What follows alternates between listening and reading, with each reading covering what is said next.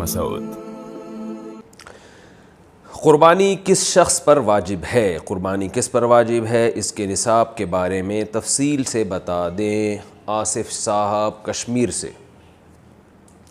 جناب آصف صاحب، قربانی کے نصاب میں 5 چیزیں دیکھی جائیں گی، 5، یہ خوب اچھی طرح دماغ میں بٹھا لیں۔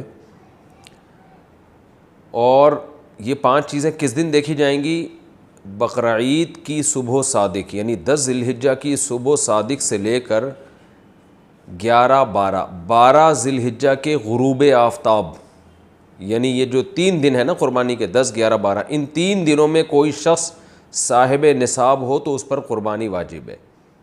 صاحب نصاب کا مطلب کیا ہے؟ یہاں پر قربانی پر خوب سمجھ لیں۔ سونا ہو کسی کے پاس، یا چاندی ہو، یا مال تجارت ہو۔ تجارتی مال کا مطلب وہ چیز جو بیچنے کی نیت سے خریدی ہو، کوئی پراپرٹی ہے بیچنے کے لیے خریدی، دکاندار کا جو جتنا سامان دکان میں پڑا ہوتا ہے سب بیچنے کے لیے خریدا ہوتا ہے، کوئی کپڑا آپ نے خریدا تھا، خریدتے ہوئے بیچنے کی نیت تھی، تو یہ تجارتی مال کہلاتا ہے۔ چوتھی چیز ہے نقد رقم، کیش، یعنی جو بھی آپ کے پاس بینک میں یا جیب میں جو کیش اماؤنٹ پڑا ہوتا ہے، یہ 4 چیزیں ہو گئی۔ 5ویں چیز ہے ضرورت سے زائد سامان۔ ضرورت سے زائد سامان میں بہت تفصیل ہے، آسان اس کی ایک جو ہم اگر ضبط کر سکتے ہیں تو وہ چیز جو پورے سال بھی استعمال نہ ہوتی ہو، گھریلو چیزوں میں وہ چیزیں جو پورے سال بھی استعمال نہ ہوتی ہوں، جیسے کپڑے، کوئی یا برتن ہے، ڈنر سیٹ ہے، پورے سال استعمال نہیں آتا۔ اسی طرح کوئی پراپرٹی پڑی ہوئی ہے جو نہ کرائے پر دی ہے آپ نے اور نہ آپ اس میں رہتے ہیں، وہ پراپرٹی بھی ضرورت سے زائد میں داخل ہے۔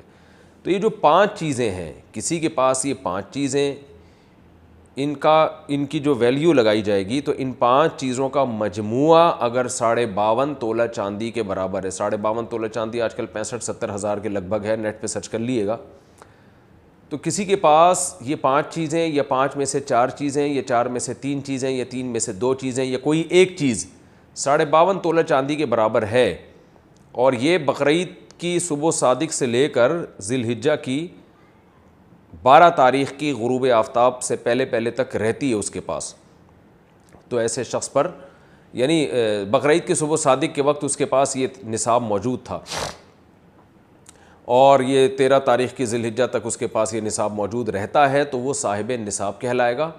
13 تاریخ نہیں، 12 تاریخ، 10، 11، 12، 3 دن، تو وہ صاحب نصاب کہلائے گا اور اس پر قربانی واجب ہے، بشرطے کہ یہ جو 5 چیزیں یا 4 یا 3 یا 2 چیزیں میں نے بتائی ہیں، ان میں سے سب سے پہلے قرضہ مائنس کیا جائے گا، یعنی قرضہ مائنس کر کے 52.5 تولہ چاندی کے برابر بن رہا ہو۔ اسی طرح گیس بجلی کا بل جو ان کے اوپر لازم ہے وہ بھی اس میں سے، یا جو مہینے کا راشن آئے گا وہ بھی مائنس کیا جائے گا، جو گھر کا ضروری راشن ہوتا ہے نا وہ بھی مائنس کیا جائے گا۔ مائنس کرنے کے بعد اگر 52.5 تولہ چاندی کے برابر رقم بچ رہی ہے تو ایسے شخص پر قربانی واجب ہے، چاہے مرد ہو چاہے عورت ہو۔ تو عورت کیسے قربانی کرے گی؟ سونا خواتین کے پاس بہت ہوتا ہے، چاندی ہوتی ہے، چاندی نہیں بھی ہو تو سونے کے نصاب جو ہے اس کے ساتھ اگر 1 روپیہ بھی ہے تو وہ بھی 52.5 تولہ چاندی کی قیمت دیکھی جائے گی اس میں بھی۔